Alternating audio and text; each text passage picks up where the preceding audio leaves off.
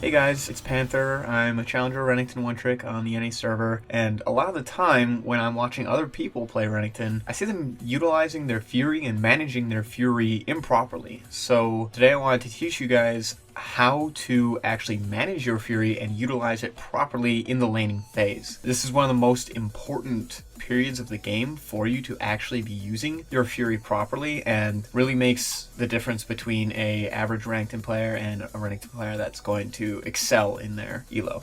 So there are a few baseline rules I want to go over before even getting into the VOD. So first, I'd like to go over what your empowered abilities actually do, since some people might not know. Empowered Q will increase both the damage and the healing of the ability. Empowered W will increase the stun duration, the damage, as well as increasing the cast time of the ability. And Empowered E will increase the damage as well as shred the armor of any targets hit by the second dash. Now, I'd like to get into the VOD because Fury management on Renekton actually begins at level 1, and it's the first 3 levels are actually very, very important. By the time you pop level 3, you would like to be looking at 60 to 70 Fury for an all-in. Now that's not always possible. Sometimes you need to use empowered Qs to heal, or you're just not able to touch the wave, which is fine. But ideally you would like to be looking at 60 or 70 Fury for an all-in. This will allow you to use 2 different empowered abilities during an all-in, and it will oftentimes net you a kill in the early game. Now, if you choose to start E on Renekton, you may have issues managing your Fury at level 1 due to the fact that your Fury starts decaying 12 seconds after leaving combat, and your E's cooldown is longer than 12 seconds. So you will be needing to either take an auto attack or deal an auto attack in between the downtime on your abilities. This may not be an issue in lower elos, but if you are playing in a higher elo and you're playing against a counter matchup, you might not even be allowed to walk up to the wave. So you might be dealing with 0 Fury at level 1, which is okay. You can still manage to generate enough Fury to go for a level 3 all-in, but occasionally it's not going to happen.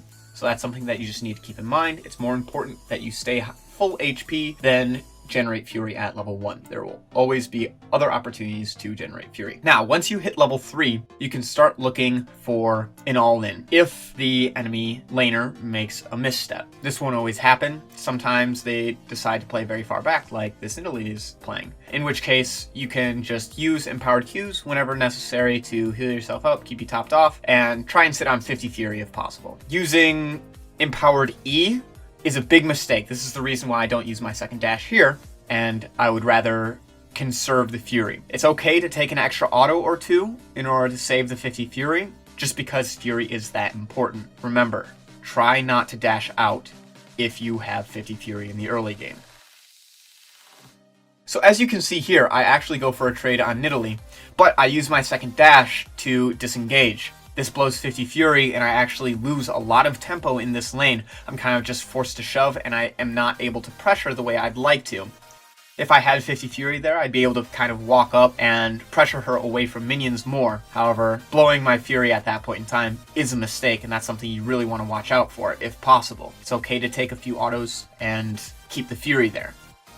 Now, something I want to touch on quickly is Tiamat. Tiamat has absolutely no interaction with your Fury management. Tiamat does not generate any Fury for you. A lot of players think that, hey, I have Tiamat, now my Fury generation goes up. However, this is just not the case. Now, when you're playing a champion like Tryndamere, or a champion that actually generates more Fury off of killing and last hitting a creep, this would be true. However, Renekton does not have any interaction like that. He only generates Fury off of autos and abilities.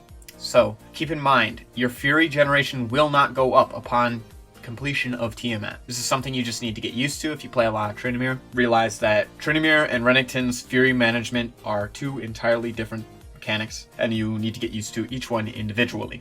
The next thing that I'd like to touch on is how to use waves properly in order to generate more Fury than you would normally be able to generate outside of a wave. A lot of the time I see Renekton players just dash and completely ignore the wave. This is not ideal. Ideally, you'd like to be using the wave to actually generate more Fury. Another thing you can do is use the wave to heal more than you'd normally be able to. A grouped wave is one of Renekton's best friends.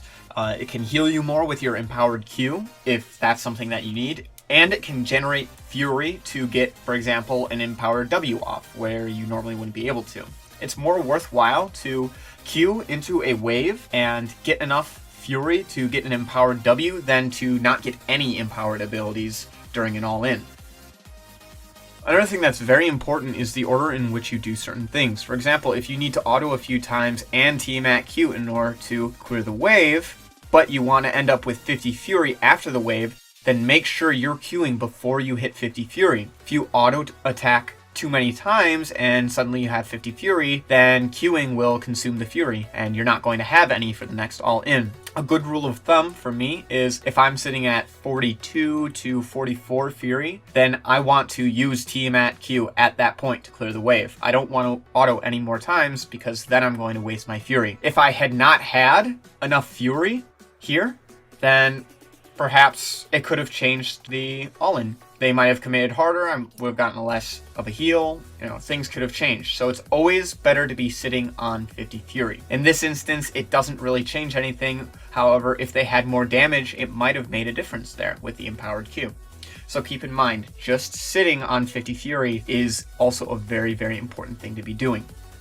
Another thing to point out is that when clearing pink wards, it nets you 20 Fury, and clearing normal wards will net you 15 Fury. It will also stop the decay of your Fury and reset it to the 12-second cooldown. This is very useful for when you're not able to touch a wave, as in this clip. I wouldn't have been able to actually auto the minions until my Fury started decaying. So one thing that you should be looking to do is if you push out a wave and instant clear it as soon as they crash, go into the river and see if they have any pinks, or if you have a pink of your own, drop it in a brush. See if you can stop your Fury from decaying. As you can see here, I get to use a empowered Q right off the bat, and it makes a pretty big difference in the trade. I'm also able to walk away with 50 Fury, and none of that would have happened if I had not cleared the pink. This then preps me for a dive. I'm sitting at 50 Fury.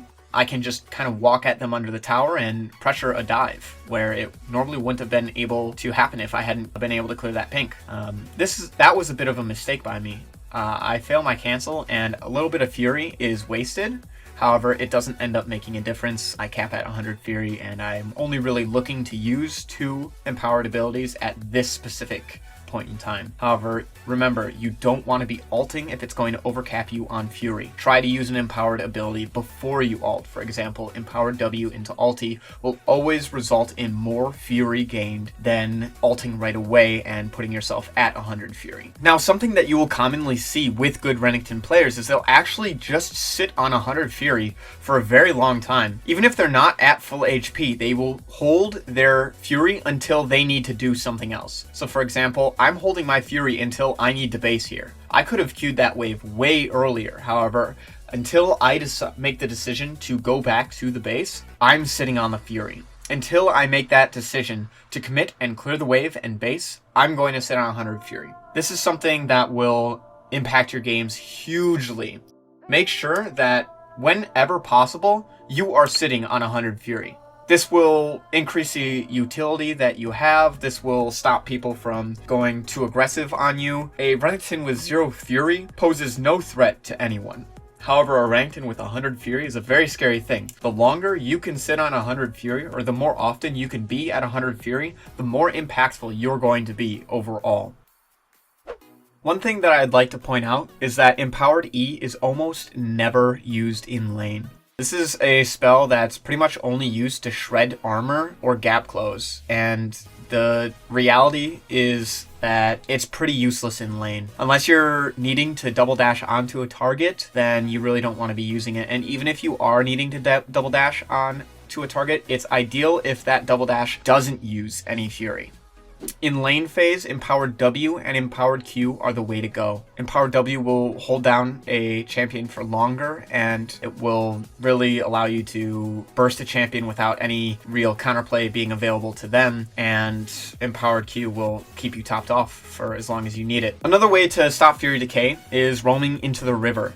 If Rift Herald has spawned, then you can just walk over and auto the Rift once, and it'll stop your Fury from going down. Another way is Scuttle or honey fruit. Another trick you can do is if you're going to commit to the scuttle and say you're duoing it with your jungler, don't use any abilities on the scuttle. You can just auto it and you will be able to walk to lane with 100 fury. This will allow you to set up a dive potentially and then drop Rift Herald after, get a bunch of plates. This is something that I look to do frequently.